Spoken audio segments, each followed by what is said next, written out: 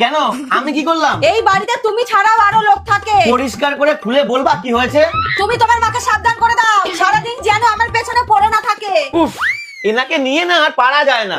কি বলেছে তোমাকে? এই গরমের মধ্যে একটার পর একটা কাজ দিয়েই যাচ্ছে।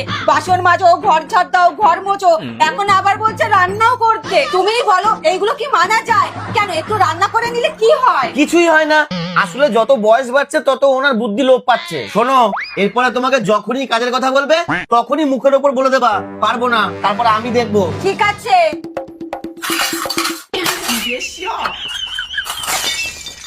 মোটা শাশুড়ি, তোমার তো এবার খবর আছে।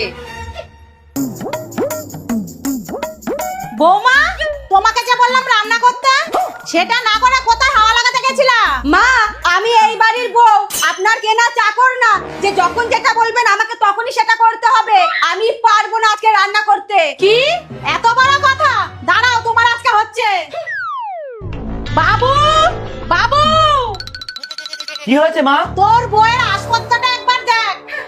আমার মুখের ওপরে বলে রান্না করতে পারবো না। আরো দাও আদর। সব সময় বৌমা বৌমা করতে করতে তো মাথায় তুলে দিয়েছো। এবার দেখো কেমন লাগে। আমাকে এই সবের মধ্যে ডাকবা না। এই যে কি বিড়বিড় করছো? রান্না করো।